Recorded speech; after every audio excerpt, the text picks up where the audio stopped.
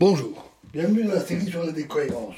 Nous continuons sur le réalisme et le positivisme. Alors, une autre critique qui pourrait être soulevée contre le réalisme est il est peut-être présomptueux de vouloir décrire la réalité. La mécanique quantique pourrait ne pas être complète ou ne pas être la théorie ultime.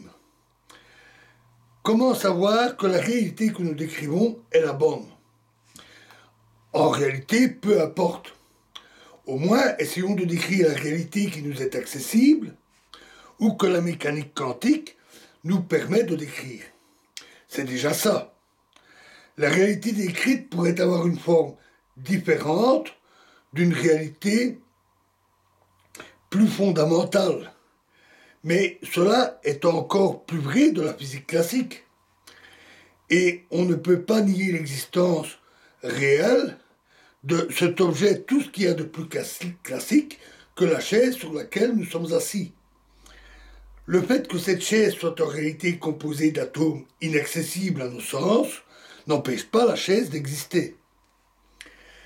Donc même une réalité incomplète, ou en tout cas aussi complète qu'on peut le savoir, est déjà suffisante. La physique se construit petit à petit, certaines lois ou paradigmes s'écroulant au fur et à mesure des découvertes.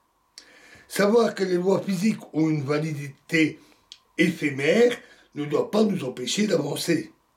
Au fur et à mesure des progrès, nous complétons, améliorons et corrigeons nos connaissances, et cela brille aussi de la réalité qu'elle nous laisse entrevoir. Alors, que nous dit la philosophie sur le sujet du réalisme et du positivisme? Alors, tout d'abord, un premier avertissement. Il faut faire attention à ne pas faire trop de philosophie. Il ne faut pas oublier qu'il y a derrière tout ce dont nous discutons la physique et des expériences, et la philosophie est l'héritière d'une longue tradition qui a forgé ses propres concepts, ses propres représentations, ses représentations du monde, ses catégories, à partir de raisonnements, en partie par l'observation du monde, et qui peut contenir involontairement des préjugés d'origine philosophique, de quelque nature que ce soit. De plus, l'étude de la philosophie montre qu'elle s'éloigne parfois très loin de ce que l'on pourrait appeler le sens commun. Pour un physicien, par exemple, le résultat d'une expérience est un fait objectif, quelque chose de réel. Ce que traduit ce résultat, ce qu'il nous dit sur le système qui est le sujet de l'expérience, est une autre question. Mais le résultat en soi est tout ce qu'il y a de plus réel. La philosophie, même sur ce genre de point, peut suivre des méandres tortueux, complexes, qui peuvent aboutir à des résultats bien étranges et très différents de ce que l'on attendrait en physique. Bref, en physique, il faut rester pragmatique, même lorsque l'on fait de la philosophie. Comme le dit le physicien John Blanton, il ne faut pas devenir esclave de la philosophie. On doit l'utiliser si c'est utile, mais pas en être esclave.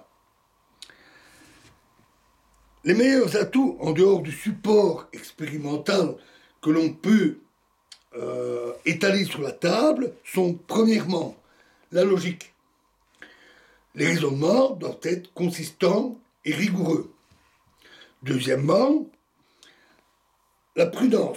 Méfions-nous de l'évidence immédiate et vérifions que toutes les possibilités ont bien été envisagées. C'est une erreur assez commune.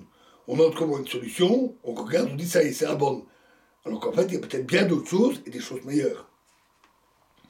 Et troisièmement, l'ouverture d'esprit. Si quelque chose semble heurter notre intuition, que ce soit la non-localité, l'indéterminisme ou bien d'autres choses encore, ne le rejetons pas a priori, sans non plus vouloir les adopter à tout prix. garder l'esprit ouvert, c'est envisager plusieurs possibilités. Il est étonnant de voir que certains qui ont des théories parfois fantaisistes, mais qui se focalisent juste sur leur idée et refusent de la remettre en cause, quoi qu'il arrive, accusent les autres de manque d'ouverture d'esprit, alors qu'eux-mêmes, c'est eux-mêmes qui en manquent, puisqu'ils refusent d'envisager d'autres possibilités. Alors, dans la littérature, mais c'est aussi ce que nous avons fait jusqu'ici, on oppose souvent le réalisme et le positivisme, comme étant deux attitudes philosophiques contradictoires et irréconciliables. Nous approfondirons ça, nous verrons que ce n'est pas si simple. Par exemple, le refus de parler d'une réalité indépendante de l'observation par les positivistes, alors que cette réalité est le credo de base des réalistes. Un autre exemple, c'est la nécessité pour les positivistes de se baser uniquement sur les concepts classiques, puisque ce sont les seuls concepts directement accessibles à nos sens, comme les résultats définis des mesures expérimentales, alors que les réalistes peuvent être amenés à les rejeter complètement. Voilà, nous continuerons la suite dans la prochaine vidéo. Je vous remercie.